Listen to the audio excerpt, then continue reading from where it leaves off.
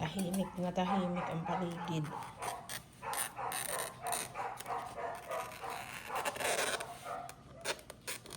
Ito ang aking gagamitin sa pagsusuman. Yan. Dahon. At marami na akong natanggal sa kanyang sanga.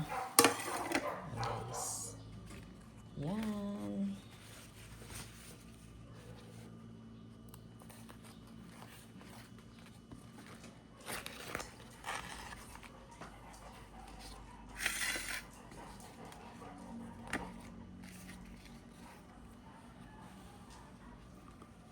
Linis yung aking kamay, ha.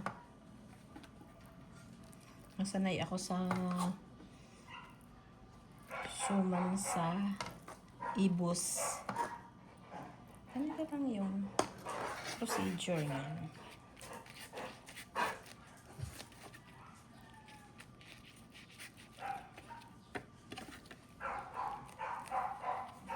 Ang iyong mga nabibiling suman. Ganyan lang yung ginagawa.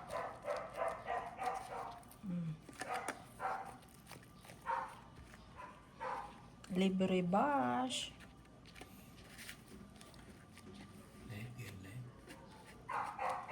Video po. Hindi po to live. Ang sobrang init. Tulog ang aking mga kasama. Ako ay magsusuman. Ang gising ay si Nagi Boy. Ayan. Pwedeng ganito ang gawa. Tapos, lalagyan ng katuwang.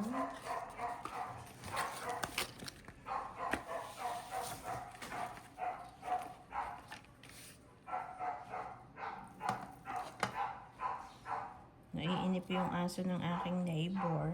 Nakatali, yun yung inyong nadidinig.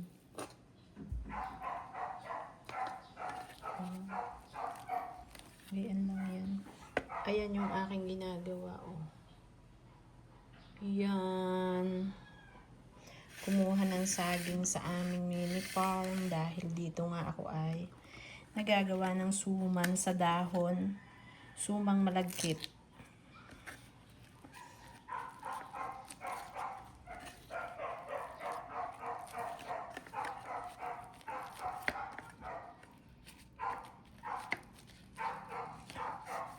Pwedeng ang paggagawa ay pabilog, pwedeng pa-square, depende kung anong gusto ninyong shape. Pwede din yung triangle. Pagka pabilog, ayan. Ginaganyan-ganyan lang yan. Tapos, iikutin yung dulo. Yun.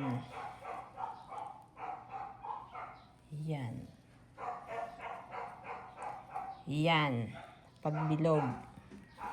Ito naman yung square, tinupi-tupi lang, guys. At syempre, yung paglalagyan, dapat may sapin. Diyan ilalaga itong aking napakaraming suman. O siya, ako'y magagawa muna, ha. Thank you for watching. Salamat sa inyong support, like, and comment. Please subscribe. God bless.